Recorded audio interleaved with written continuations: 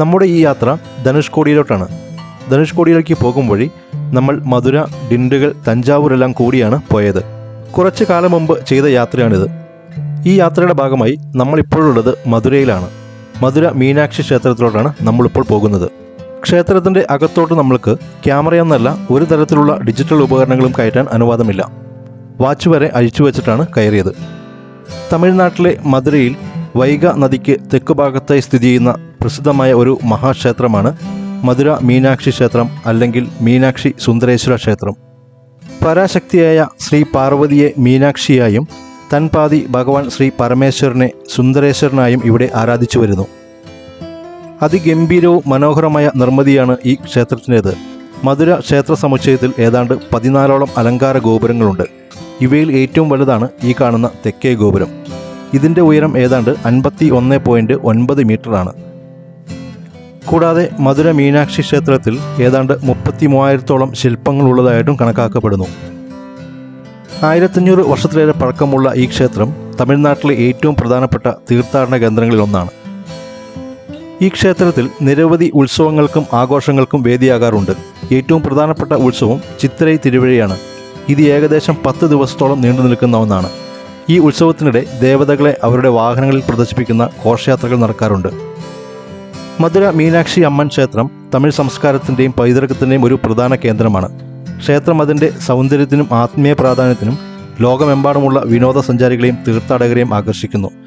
പ്രാചീന തമിഴ് കൃതികളിൽ ഈ ക്ഷേത്രത്തെക്കുറിച്ച് പരാമർശിക്കുന്നുണ്ടെങ്കിലും ഇന്ന് കാണുന്ന ഈ ക്ഷേത്രം 1623 1655 ഇടയിൽ നിർമ്മിച്ചതാണെന്നാണ് കരുതപ്പെടുന്നത്. ദിനം പ്രതി ഏകദേശം 25,000ഓളം പേർ ഈ ക്ഷേത്രം സന്ദർശിക്കാറുണ്ട്. ആദിപരാശക്തിയായ ശ്രീ പാർവതിയുടെ ഒരു അവതാരമാണ് മധുര മീനാക്ഷി. മത്സ്യക്കണ്ണുള്ളവൾ എന്നാണ് ഈ പേരിനർത്ഥം വരുന്നത്. പാർവതി ദേവിക്ക് പരമശിവനേക്കാൾ പ്രാധാന്യം കൽപ്പിക്കുന്ന ഭാരതത്തിലെ അപൂർവ ക്ഷേത്രങ്ങളിലൊന്നാണ് മധുര മീനാക്ഷി ക്ഷേത്രം.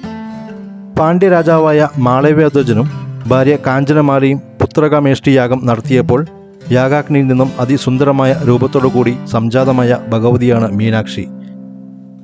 പച്ച നിറവും 3 സ്ഥലങ്ങളുമുണ്ടായിരുന്ന ഈ പെൺകുട്ടിയെ തടാതകി എന്ന പേരിട്ട് വിളിക്കുകയും തടാതകിക്ക് 64 ശാസ്ത്രങ്ങളിലും സകല ആയുധ വിദ്യകളിലും പാണ്ഡിത്യം സിദ്ധിക്കുകയും ചെയ്തു.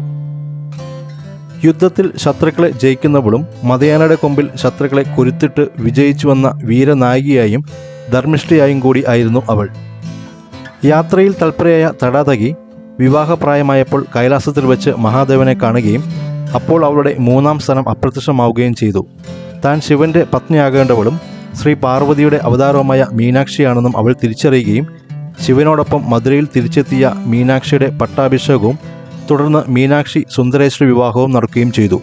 ഭൂമിയിൽ തന്നെ ഏറ്റവും വലിയ ആഘോഷമായിരുന്നു ഈ വിവാഹമെന്നാണ് കരുതപ്പെടുന്നത്. വിവാഹശേഷം രാജ്ഞിയായി അവരോധിക്കപ്പെട്ട മീനാക്ഷിയും സുന്ദരേശ്വരനും വർഷങ്ങളോളം മധുര രാജ്യം ഭരിക്കുകയും ഒടുവിൽ ഭക്തരെ അനുഗ്രഹിക്കുന്ന രൂപത്തിൽ മധുര ക്ഷേത്രത്തിൽ കുടികൊള്ളുന്നു എന്നാണ് ഐതിഹ്യം. മീനാക്ഷി സുന്ദരേശ്വര വിവാഹം ക്ഷേത്രത്തിൽ വർഷം തോറും ഏപ്രിൽ മാസത്തിൽ തിരുകല്യാണം അഥവാ ചൈത്ര മഹോത്സവം എന്ന പേരിൽ ആഘോഷിക്കപ്പെടുന്നു. അതിപ്രശസ്തമാണ് മധുര മീനാക്ഷി ക്ഷേത്രത്തിലെ 1000 കാൽമണ്ഡപം എന്ന വാസ്തുവിസ്മയം. പേര് 1000 കാൽമണ്ഡപം എന്നാണെങ്കിലും 985 കാലുകളെ ഇവിടെയുള്ളൂ. 1569 ഇത് നിർമ്മിക്കപ്പെട്ടത്. കൂടാതെ 3500ഓളം വർഷത്തെ പഴക്കമുള്ള മധുര മീനാക്ഷി ക്ഷേത്രം ലോകത്തിൽ തന്നെ വിസ്മയങ്ങളിൽ ഒന്നാണ്. ഏതാണ്ട് 15 ഏക്കറിൽ നിറഞ്ഞു നിൽക്കുന്ന ഈ ക്ഷേത്ര സമുച്ചയം അതിൻ്റെ 12 ഗോപുരങ്ങളിലായും 4500ഓളം തൂണുകളിലായും ഉയർന്നു നിൽക്കുന്നു. കൂടാതെ ക്ഷേത്രത്തിനകത്തുള്ള മറ്റൊരു വിസ്മയമാണ് പൊൻതാമരക്കുളം. ഇതൊരു വലിയ കുളമാണ്. ഏകദേശം 165 അടി നീളവും 135 അടി വീതിയുമാണ് ഈ കുളത്തിനുള്ളത്. 2015 നവംബറിൽ ഓസോൺ സുഷിരം സംബന്ധിച്ച പരാതികളൊന്നിൽ ദേശീയ ഹരിത ട്രിബ്യൂണൽ നടത്തിയ മഹത്തായ ഒരു നിരീക്ഷണമാണ് ഭൗമശാസ്ത്രത്തിൽ പുരാതന കാലത്ത് ഇന്ത്യ എത്രത്തോളം മുന്നിലായിരുന്നുവെന്നത്. തമിഴ്നാട്ടിലെ മധുര മീനാക്ഷി ക്ഷേത്രം സന്ദർശിക്കാണ് പ്രസ്തുത പരാതിയുടെ വാദത്തിനിടെ കോടതി ആവശ്യപ്പെട്ടത്. അവിടെ കാണുന്ന ഭൂഗോൾ ചക്രയിലാണ് അന്തരീക്ഷത്തിലെ ഓസോണിൻ്റെ സാന്നിധ്യം കൃത്യമായി രേഖപ്പെടുത്തിയിരുന്നത്. ഭൗമോപരിതലത്തിൽ നിന്നും 15 കിലോമീറ്റർ മുതൽ 30 കിലോമീറ്റർ വരെ ഉയരത്തിൽ കാണുന്ന ഓസോൺ കൂട്ടത്തെക്കുറിച്ച് ഭൂഗോൾ ചക്രയിൽ കൃത്യമായി പ്രതിപാദിച്ചിട്ടുണ്ട്. അതായത് 700 വർഷങ്ങൾക്ക് മുൻപേ തന്നെ ഇന്ത്യക്കാർക്ക് ഓസോണിനെ പറ്റിയും അത് സംരക്ഷിക്കേണ്ട ആവശ്യകതയെപ്പറ്റിയും നല്ല ധാരണയുണ്ടായിരുന്നുവെന്നാണ് ചുരുക്കം. കൂടാതെ 17ാം നൂറ്റാണ്ടിൽ വരച്ചിട്ടുള്ള ചിത്രകലയാണ് ക്ഷേത്രത്തിൽ എത്തുന്നവരെ ആകർഷിക്കുന്ന മറ്റൊരു പ്രധാന കാര്യം. ഇതൊക്കെയാണ് മധുര മീനാക്ഷി ക്ഷേത്രത്തിലെ പ്രധാന വിശേഷങ്ങൾ.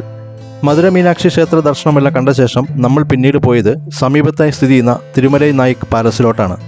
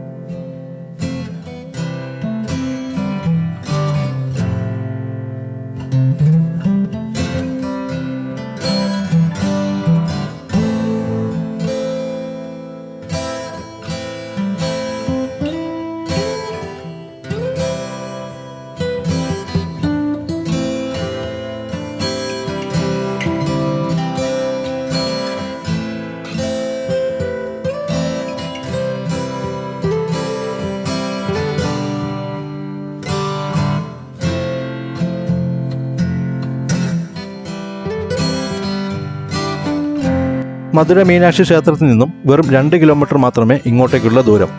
ഇത് 5 മണി വരെ തുറന്ന് പ്രവർത്തിക്കുകയുള്ളൂ.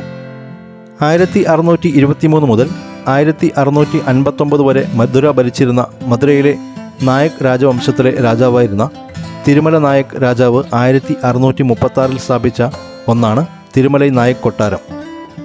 ഈ കൊട്ടാരത്തിൻ്റെ ഒരു കംപ്ലീറ്റ് വീഡിയോ നമ്മുടെ യൂട്യൂബ് ചാനലുണ്ട്, നിങ്ങൾക്ക് കണ്ടു നോക്കാവുന്നതാണ്.